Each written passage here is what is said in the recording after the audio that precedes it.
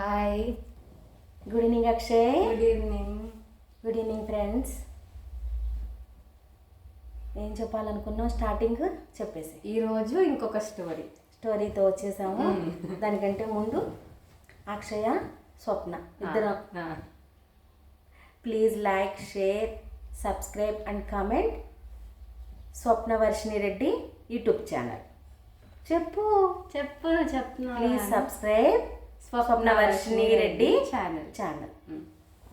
చెప్పాలి, అట్లా నవ్వుతా చెప్పాలి. ఈ వయసు పిల్లలు యాక్టివ్గా ఉండాలి, సరేనా? ఒక మంచి సరదా కథ చెప్తా ఇవాళ, ఫన్నీ స్టోరీ చెప్పనా? నీకు బాగా ఇష్టమైన పేర్లు ఏంటి? వైఫ్ అండ్ హస్బెండ్లో ఏదొక్కటి ఏమో ఉండదు అట్లా? పేరొద్దు. దేవుళ్ళ పేరుల్లో భార్యాభర్తలు ఎవరి పేర్లు ఇష్టం నీకు? అబ్బా, నాకు అలా ఏమి ఉండదు. చెప్పమ్మా, ఇవి ఒకసారి చెప్పు. వద్దు, వాళ్ళ పేర్లే చెప్తాను ఇప్పుడు. ఇందులో ఎప్పుడు చెప్పట్లే మనం పేర్లు. దేవుడి పేరుల్లో నీకు ఇష్టమైన భార్యాభర్తల పేర్లు చెప్పు. శివ పార్వతి, అది చెప్పు. శివపార్వతి చూద్దామా? కార్తీక మాసం కదా, మంచిగా సెలెక్ట్ చేసుకుందాం. మా అమ్మ దొంగ తల్లి శివపార్వతి అంది. ఓం నమ శివాయ, ఓం నమ శివాయ, ఓం నమ శివాయ. సరే, ఒక ఊళ్ళో బాగా పాత ఊరను, కుగ్రామం. అది పూర్వం ఒక కుగ్రామంలాగా ఉండేది ఆ ఊరు. ఆ పెద్దోగిరాల ఆ ఊరి పేరు. ఇక ఆ ఊరే మన ఊరి పేరే, ఇక కథలో పేరు కూడా. పెద్దోగిరాల అనే ఊర్లో శివుడు అనే ఒక అబ్బాయి ఉండేవాడు. శివుడు అమ్మా నాన్న లేరు, తను కష్టపడి చేతి వృత్తి పని చేసుకుంటా జీవనం సాగించేవాడు.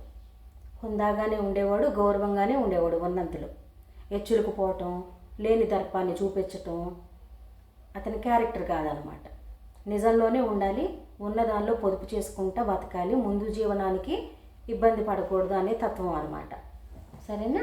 అలాంటి మనిషి శివుడు అనమాట.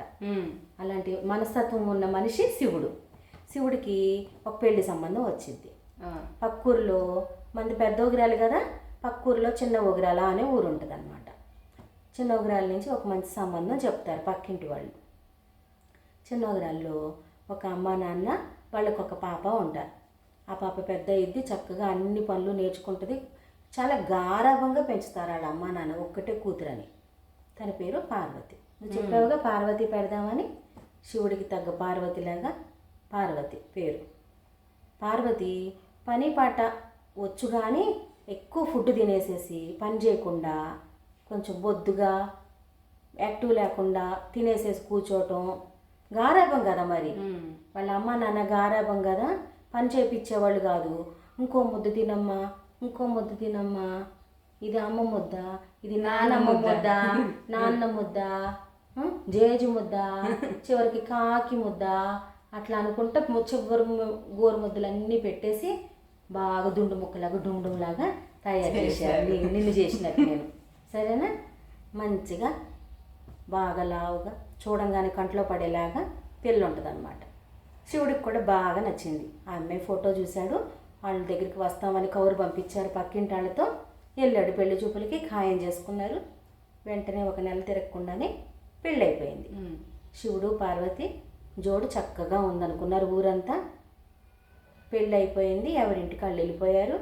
అమ్మాయికి సారు పెట్టి శివుడు వాళ్ళ ఇంటికి వాళ్ళ అమ్మ నాన్న పంపించారనమాట. పార్వతిని తీసుకొచ్చి పార్వతికి మంచి చెడులన్నీ చక్కగా అమర్చి ఇంట్లో కొన్ని సరుకులు వెళ్ళిపోయారండి. ఇప్పుడు ఏం చేయాలి? పార్వతికి గోరుముద్దలు తినిపించడానికి అమ్మలేదు ఇక్కడ. అమ్మలేదు. ఆకలేమో పిచ్చి ఆకలి. మరి ఆ తింటాం అలవాటు అయిపోయింది కదా, గారాభంగా వండుకోవాలి, తినాలి అంటే కష్టం. అయినా వచ్చు దానికి పని, కానీ గారాభం వల్ల అనమాట ఇప్పుడు వరకు చేయలే. ఇక నుంచి తనే చేసుకోవాలి, ఆ పనులన్నీ తనే చేసుకోవాలి. అందుకని ఎట్లయినా నేనే చేసుకోవాలి. కానీ పొద్దునే లేచింది, వారండా వాకిలి అన్నీ క్లీన్ చేసి చక్కగా ముగ్గు పెట్టింది. తన పనుల్లో తను నిమగ్నమై ఉంది. శివుడు కూడా నిద్ర లేచి సూర్యాస్తమయం దాకా ఎట్లయినా సరే పని చేయాలి, కష్టపడాలి. చేతివృత్తి పని కదా, సూర్యోదయానికి ముందే లేవాలి, పనులు చేసుకోవాలి, మళ్ళీ సూర్యుడు అస్తమించేదాకా పని చేసుకొని ఇంటికి రావాలి. కష్టజీవి, జాగ్రత్త పరుడు. కాబట్టి ఒక గ్లాస్ అన్నమే వండుకొని ఉండేవాడు. ఇన్నాళ్ళు అలాగే ఉన్నాడు. ఒక గ్లాసు వండుకొని ఉండేవాళ్ళు. ఆ అన్నమే క్యారేజ్ కట్టుకొని మధ్యలో తన షాప్లో తినేసేసి మళ్ళీ సాయంత్రం వేళకి ఇంటికి వచ్చేవాడు. అప్పటి వరకు కష్టపడేవాడు. ఇక నా సొంత షాపే కదా, ఇంటికి వెళ్ళిపోదాము, ఇంకో గ్లాస్ అన్నం వండుకొని తినేద్దాము పడుకొని అని ఉండేవాడు కాదు. యాక్టివ్గా తన పనులు తను చేసుకోవాలి. కొంత వయసు వచ్చేసరికి డబ్బులు నిల్వ ఉంచుకోవాలి. సేవింగ్స్. ఇప్పుడు పూరింటిని స్లాబ్ వేసుకొని కొంచెం పక్కా ఇల్లులాగా చేసుకోవాలని ఆ అబ్బాయి ఆలోచన. అందుకని జాగ్రత్తగా ఒక్క గ్లాస్ అన్నమే వండుకొని తినేవాడు. సరే, అన్నం వేస పెట్టడానికి ఆ అమ్మాయి గ్లాస్ చూస్తుంటే, ఇన్నాళ్ళు పార్వతి నేను ఈ గ్లాస్తోనే అన్నం వండుకునేది వాడిని, ఇప్పుడు నువ్వు వచ్చావు కదా, ఇది ప్లస్ ఇది, ఈ గ్లాస్ అంతే, ఇంకో గ్లాస్ కూడా వేసి 2 గ్లాసులు బియ్యం కడిగి పెట్టు, మన ఇద్దరికి సరిపోయింది అన్నాడు. ఇంకేం చేసిద్ది, తను చెప్పినట్టే 2 గ్లాసులకి అదే 2 గ్లాసుల బియ్యమే తీసుకొని 2 కడిగేసి 2 రోళ్ళు 4 ఎసరు పోసి 2 రోళ్ళు 4 నీళ్లు పోయాలి కదా కడిగాక, పోసి చక్కగా పెట్టింది పొయ్యి మీద. అన్నం ఉడుకుతూ ఉంటుంది. ఈ లోపల ఒక కూర వండేసేసి తయారు చేసేసింది. క్యారేజీ పెట్టి పంపించింది. సరే, శివుడు వెళ్ళిపోయాడు తన చేతి పని చేసుకోవడానికి, తన షాప్కి వెళ్ళిపోయాడు. ఈ అమ్మాయి ఏమో ఆకలికి పొద్దున్నే బ్రేక్ఫాస్ట్ లేదు కదా, మరి ఇంట్లోనేమో వాళ్ళ అమ్మ వండి పెట్టేది. ఏ ఇడ్లీనో అట్లో పూరీనో ఉప్మానో తలకాయ ఏదో ఒకటి వండి పెట్టేది. ముందు పిల్లకి గోరుముద్దలు తినాలి, నేను నీరసమైపోయినా పర్వాలా పిల్లకి పెట్టుకోవాలని పెట్టేది నాలాగా. ఇప్పుడు బ్రేక్ఫాస్ట్ లేదుగా, వండిన అన్నమే తినేసింది. ఆకలేసేసి తినటానికి తినేసింది, కానీ మధ్యాహ్నానికి మళ్ళీ ఆకలేసింది. దగ్గు తగ్గలా ఏం కాదు. తినడానికి తినేసింది, కానీ మధ్యాహ్నానికేమో పిచ్చాకలి మళ్ళీ వేసింది అమ్మకి. ఇంకేం చేసిద్ది, ఆయనేమో మధ్యాహ్నం ఒక రౌండ్, కొత్తగా పెళ్ళయింది కదా, మధ్యాహ్నం ఒక రౌండ్ ఇంటికి వచ్చేసాడు. కొత్తగా వచ్చింది కదా, కొత్త పెళ్లి కూతురు కంగారు పడకుండా ఉంటుందని కాసేపు ఉందామని ఇంటికి వచ్చాడు. అప్పుడే అన్నం వండుకుందాం అనుకున్న పార్వతి శివుడు వచ్చేసరికి ఆగిపోయింది. అన్నం తిన్నావా అని అడుగుతాడు. ఇప్పుడే తిన్నాను అంటది, పొద్దునెప్పుడో తినేసి. సరే అని తన ఫ్రెండ్స్ దగ్గర కాసేపు కూర్చొని షాప్కి వెళ్ళిపోయాడు శివుడు. ఇంకా అన్నం వండుకోబుద్ధి కాల, వండుకోవాలనుకుంది ఆగిపోయింది కదా, ఇక వండుకోబుద్ధి కాల. బద్ధకం కూడా ఉంది ఆ అమ్మాయికి, ఆకలి ఉంది బద్ధకం ఉంది. శివుడు రాకపోతే వండుకునేది ఎట్టకొట్ట ఆకలి మీద. ఇప్పుడు శివుడు వచ్చి మాట్లాడి వెళ్ళాడు కదా, ఇక బద్ధకం వచ్చి ఏం తినకుండా మళ్ళీ వండుకోవద్దులే అని పడుకొని పోయింది.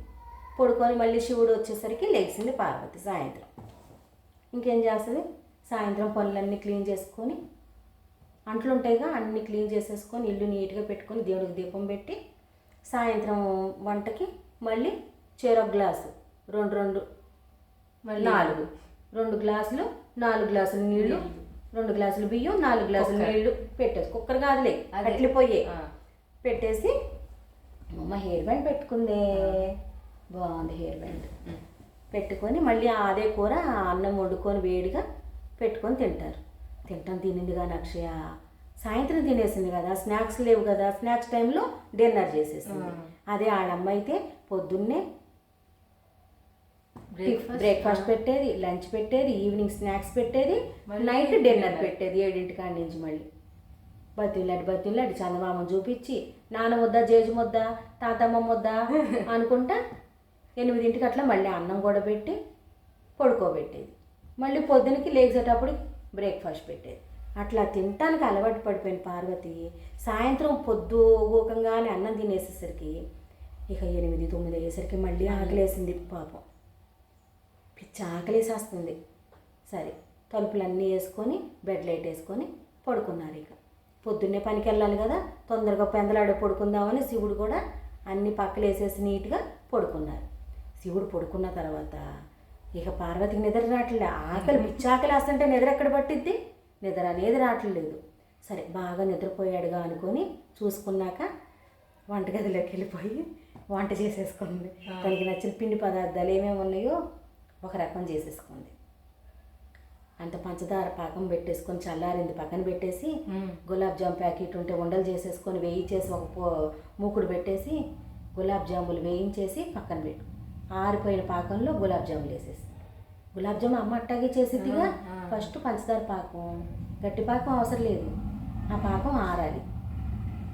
ఈ నెక్స్ట్ ఈ ఉండల్ని చక్కగా నీట్గా ఏమనాలి,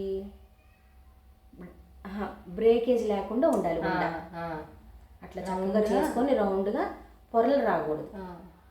చక్కగా వేయించుకొని చల్లారబెట్టిన పాకంలో వేసుకొని ఆ మా అమ్మ తినేసింది. ఆకలికి తినేసింది. ఇట్లాగే వారం 10 రోజులు నెల గడిచింది. ఆకలేసినప్పుడల్లా వాళ్ళ నాయన నిద్రపోయినప్పటికీ శివుడు నిద్రపోయేటప్పటికి వండుకోవటం తింటాం. పార్వతి తెలీదా వాళ్ళ ఆయనకి? శివుడికి తెలియదు. హాయిగా పడుకున్నాడు, తిని వండేసుకుంటుంది, వెనకేపుని కడిగేస్తుంది. తను నిద్ర లేచేసరికి యథావిధిగా ఏమి అంట్లన్నీ ఆరిపోయి ఉంటేనే అవి కూడా అలమారలో పెట్టేస్తుంది. మళ్ళీ పొద్దున్నే ఏం తెలియనట్టు ఏం ఎరగనట్టు వంట చేస్తుంది. మరి ఆకలి అలా అనిపించింది అనమాట. సరుకులేమో అయిపోతున్నాయి ఇంట్లో. చూశాడు ఒకరోజు. చూసి అసలు ఏం జరుగుతుంది, సరుకులన్నీ అయిపోతున్నాయి, ఖర్చులు పెరిగినాయి అని చెప్పి ఒకరోజు నిద్రపోకుండానే నిద్రపోయినట్టు యాక్షన్గా పడుకుంటాడు శివుడు. నిద్రపోయినట్టుగా పడుకుంటాడు కానీ నిద్రపోడు, యాక్షన్. ఇక్కడ శివుడు యాక్షన్ చేస్తాడు. పార్వతి శివుడు నిద్రపోయాడు అనుకొని అలా ఆయన నిద్రపోయాడు అనుకొని ఒక 10-11 తర్వాత మళ్ళీ ఇంకో పిండి వంట చేసేసుకుందామని చెప్పి కొంచెం వరిపిండి ఉంటే వరిపిండిలో ఉల్లిపాయలు పచ్చిమిరపకాయలు వేసేసేసి అంత పకోడీ వేసుకుందామని చెప్పి ఆ వరిపిండితో వేసేసుకుంటూ ఉంటుంది. వేసుకుంటే చక్కగా నూనె కాగాక వేయించుకొని పక్కన పెట్టుకొని ఒక పేపర్లో వేసేసి నూనె దిగిన తర్వాత తినేసేది. ఆకలి పిచ్చి ఆకలితో చక్కగా వరిపిండి పకోడీలు తినేసేది. వరిపిండి హెల్త్కి మంచిది కదా, వాళ్ళ అమ్మ చేసి పెట్టేది. తెలుసు ఎలా చేయాలో అన్ని తెలుసు. బద్ధకం కాకపోతే ఫస్ట్లోనే అనుకున్నాంగా పనంతా వచ్చు పల్లెటూరు, కానీ వాళ్ళ అమ్మ నాన్న గారాభం వల్ల అంతే ఆకలి. వాళ్ళ అమ్మ చేసే పనులన్నీ చూస్తాను, ప్రాక్టికల్స్ అన్నీ చూసింది. థియరీ అంతా చూసింది, ప్రాక్టికల్ చేయలేదు. వాళ్ళమ్మ చేసే థియరీ అంతా గమనించింది, తిని చేయలేదు. కాకపోతే అవన్నీ గుర్తు చేసుకొని పకోడీలు వేసుకుంది, తినేసేసింది. మరి మూకుడు అన్నీ ఉన్నాయి కదా, తినేసిన తర్వాత కాక నూనె ఉంటుందిగా మూకుట్లో, చక్కగా వడగట్టి దాకలో పోసేసుకుంది. అంట్లన్నీ వెనకేపున పెరట్లో పడేసింది. మరి కడుక్కోవాలి కదా, మళ్ళీ జాగ్రత్తగా శివుడు పడుకున్నాడో లేదో చెక్ చేసుకొని వెనక తలుపు పెరట్లోకి వెళ్ళి తలుపు తీసుకొని పెరట్లోకి వెళ్ళి తలుపు దగ్గరికి వేసి అంట్లన్నీ కడిగేసేటప్పటికి అసలు లెగలేదమ్మా. శివుడు లేచాడు అనుకుంటున్నావా? దొంగోడు వచ్చాడు. దొంగోడు వచ్చేసాడు. వాడు ఎప్పటి నుంచో గమనిస్తున్నాడు ఈ అమ్మాయి లేగటం, లైట్ వేసుకొని వండుకోవటం, మళ్ళీ ఇవన్నీ. మరి దొంగలు ముందుగా వచ్చేరు. వాళ్ళు ఎక్కడెక్కడ ఏం జరుగుతుంది, వాళ్ళు ఆయన మెలుకునే ఉన్నాడు కదా. మెలుకునే ఉన్నాడు, ఇంట్లో పడుకున్నాడు, లోపల పడుకున్నాడు పడక గదిలో. ఈమెమో వంటగది వెనకేపును కదా, వెనక తలుపు తీసుకొని రావటం, వండుకోవటం, కడుక్కోవటం, మళ్ళీ తలుపు వేసుకొని వెళ్ళి పడుకోవటం. టయాలన్నీ తెలిసిపోయినాయి. అబ్బాయికి తెలిసిపోయినాయి. వాడు మాటు వేసి వచ్చేసాడు. ఇన్నాళ్ళు చూశాడు కదా, పసిగట్టేశాడు వీళ్ళ టైం టేబుల్. వచ్చేసరికి ఈమె లోపలికి వచ్చేసరికి తలుపు ఎమ్మటే ఉన్నాడు, తలుపు వేసుకునేసరికి ఉన్నాడు. ఒక్కసారి షాక్ అయిపోయి నువ్వు చూసుకుంది. మరి అరిస్తే శివుళ్ళే కూస్తాడు కదా. ఈడెవడు వచ్చేసాడంటే దొంగోడు. దొంగోడేమీ భయపట్ల నుంచున్నాడు. చూసేసరికి వాడికి షాక్ వచ్చేసింది. ఈమె వచ్చేసరికి వాడికి షాక్ వచ్చింది. ఎందుకు? వాడు అదే ఫస్ట్ రోజు దొంగదానికి రావడం. వాడు ఆల్రెడీ చాలా రోజుల నుంచి ఈయన చూస్తున్నాడు దొంగతనం చేయడానికి ఎట్లాగా అని భయం వేసి ఫస్ట్ రోజే వచ్చేసేవాడు దొంగోడైతే. ఫస్ట్ టైం దొంగతనం కాబట్టి వెళ్ళాలా వద్దా అని వెనకడుగేసుకుంటా నెల రోజులు చూసి వచ్చాడనమాట. అదే అసలు గజ్జి దొంగ అయితే ఫస్ట్ రోజే వచ్చేసేవాడు, కొట్టేసి లాక్కునేవాడు నగా నట్రా ఏముందా అని. మొదటిసారి దొంగతనం కాబట్టి షాక్ అయ్యాడు తను.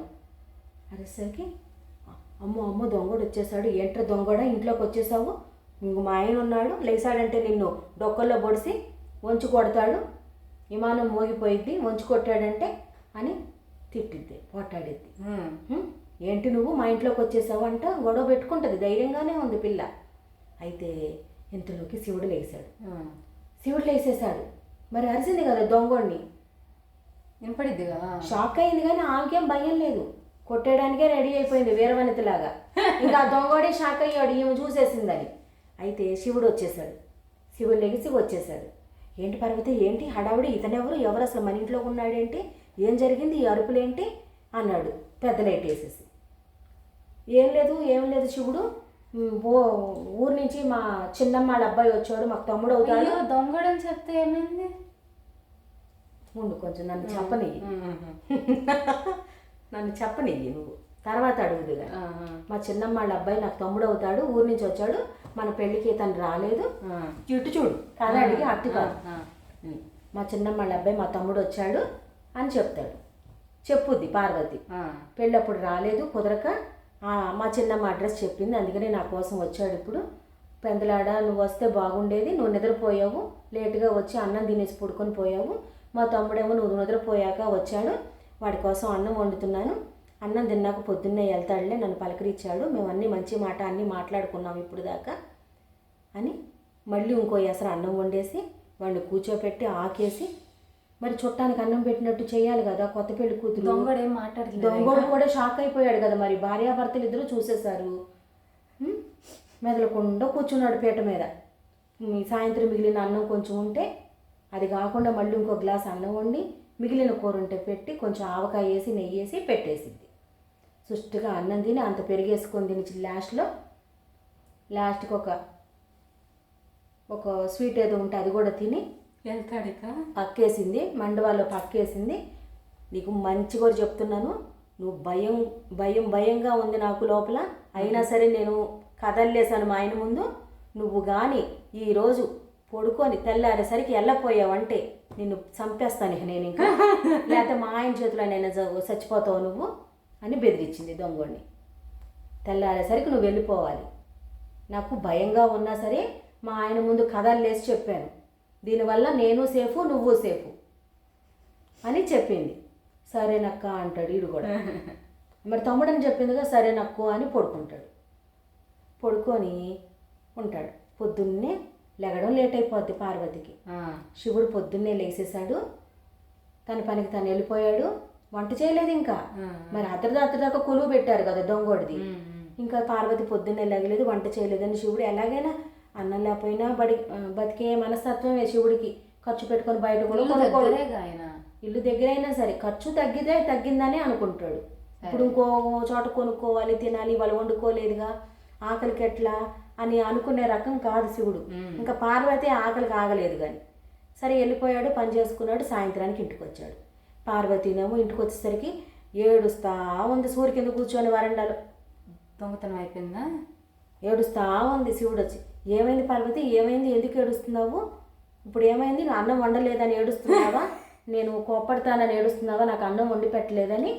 ఆ టెన్షన్ ఏం లేదు, నాకు అలవాటే ఏం కాదు, ఇప్పుడు వండుకొని వేడిగా తిందాంలే ఇద్దరం, ఏం కాదు గబగబా అని నేను వండుతాలే, నువ్వు కూర్చో ఏడవ మాకని అన్నం వండేస్తాడు. యథావిధిగా అదే గ్లాసు 2 గ్లాసులు బియ్యం 4 గ్లాసులు వాటర్ పోసి పొయ్యి మీద ఎసరు పెట్టేస్తాడు. చక్క 6 గంటలో ఉడికిపోద్ది. ఆమ్లెట్ వేసుకుంటారు ఆ పూటకి. ఇంకా కూర లేదు కదా, మరి కూర వండలేదుగా, ఆమ్లెట్ వేసుకొని అంత ఆవకాయ వేసుకొని నెయ్యి వేసుకొని పెరుగు తోడుకొని ఉంటుందిగా, అదే వేసుకొని తినేసేసి కూర్చుంటారు. శివుడు నేను ఎందుకు ఏడుస్తున్నానో నీకు అర్థమైందా అంటది అన్నం తిన్నాక. మరి ఆకలి కదా దీనికి, పార్వతికి ఆకలి మీద అన్నం తినేసింది. తినేసి కూర్చొని నేను ఎందుకు ఏడుస్తున్నానో నీకు అర్థమైందా, నేను ఆకలికి ఏడ్చాను అనుకున్నావు నువ్వు, ఇల్లంతా గొల్లైపోయింది, నువ్వు వెళ్ళాక ఇల్లంతా చూసుకున్నాను, అంతా చెల్లా చెదురుగా ఉంది, అలమారా నా బట్టలు అన్నీ పోయినాయి, పెళ్ళికి మా అమ్మ పెట్టిన నగ పోయింది, నువ్వు చేపించిన నల్లపూసలు పోయింది, ఇల్లంతా ఆగం అయిపోయింది, బీరువాలో అన్నీ. నీ దగ్గరికి వచ్చి చూద్దాం అనుకున్నా, నీకు కోపం వచ్చిద్దని భయం వేసి ఆగిపోయాను. ఒక పక్క ఆకలి, ఒక పక్క ఏమో నగపోయిందని బాధ, ఏడుస్తా కూర్చున్నాను. అట్లాగే ఫస్టే దొంగడని చెప్తే అయిపోయేది కదా, ఎందుకు సరే. మరి ఏం చేసింది, భయం వేసి చెప్పలేదు. కొత్తగా పెళ్ళయి వచ్చింది కదా, చెప్పలేదు. కాసేపు ఏడ్చిన తర్వాత పక్క నవ్వేశాడు శివుడు. పక్క నవ్వేసి ఏం కాదులే మళ్ళీ కొనుక్కుందాంలే అని చెప్పి, పొడుకో అని చెప్పి తను దాచిపెట్టిన నగలన్నీ తీసుకొచ్చి పెళ్ళాం ముందు చూపించి, ఇగో నీ నగలు ఎక్కడికి పోలేదు, నేనే దాచిపెట్టి ఉంచాను, మొదటి నుంచి నాకు నువ్వు వండుకొని అర్ధరాత్రి పూట తిని కడిగేదంతా నాకు తెలుసు, దొంగోడు వచ్చిన రోజే నేను కొంచెం నిద్రపోయాను, తెలియలేదు, ఆదమర్చి పని ఎక్కువయ్యి నేను నిన్ను కాపలాగాస్తూనే ఉన్నాను, అందుకే ఆ దొంగోడు నీ దగ్గరికి ఎప్పుడు రాలేకపోయాడు, నేను కాపలాగాస్తూనే ఉన్నా నీకు తెలియకుండా. ఆ దొంగోడు వచ్చిన రోజు మాత్రమే నేను ఆదమర్చి నిద్రపోయాను, ఒళ్ళు కొంచెం అలసటగా ఉండి నేను నిద్రపోయేసరికి నీకు కాపలా ఎవరు లేరని చెప్పి దొంగోడు వచ్చేసాడు. అందుకే నువ్వు భయంతోనేమో మా చిన్నమ్మ కొడుకు తమ్ముడు అని చెప్పావు, చూస్తా ఉన్నా ఏం జరిగిద్దో అని. వాడేమో వెళ్ళలేదు బయటికి పొద్దున్నే, కానీ వాడు వెళ్ళిపోయాడు. వాడు తెల్లారకుండానే బయటికి వెళ్ళిపోయాడు తలుపు తీసుకొని. నేను వాడు వెళ్ళడం కూడా చూశాను. తర్వాత నేనే ఈ పని చేశాను. అన్ని చెల్లాచెదురుగా అలమారంతా కెలికేసి దాచిపెట్టాను. పొరుపు కింద దాచిపెట్టేసి వెళ్ళాను. నీకు తెలియలేదు పొరుపు కింద చూసుకోవటం. ఆకలి మీద ధ్యాస ఉంది నీకు, అలాగే ఏడుస్తూ ఉన్నావు. నీకు మొదటిసారి చెప్తే నీకు అర్థం కాదు, నీకు గుణపాఠం అవ్వాలని చెప్పి నేను ఈ 2 నెలల నుంచి ఎదురు చూశాను. నీకు నువ్వు తెలుసుకోవాలి, నీకు నువ్వు ఎక్స్పీరియన్స్ అయితేనే కంట్రోల్ అవుతావని చెప్పి నేను మెదలకుండా గమనిస్తూనే ఉన్నాను. ఏమైంది, నా భార్యవే కదా, నా భార్యవే కదా, నా భార్య వండుకొని తింటుంది అనుకున్నాను. నీ నగలు ఎక్కడికి పోలేదు. ఇక నుంచి నువ్వు జాగ్రత్తగా ఉండు. మరి నీకు కావాల్సినవన్నీ వండుకో. ఏమైంది, ఇంకో 1000 రూపాయలు సరుకులు ఎక్కువ అవుతాయి అంతే కదా, 1000, 1500, 2000 అవుతాయి. ఏమైంది మరి, నాళ్ళు నేను ఒక్కడే ఉన్నాను, పొదుపుగా వాడుకున్నాను.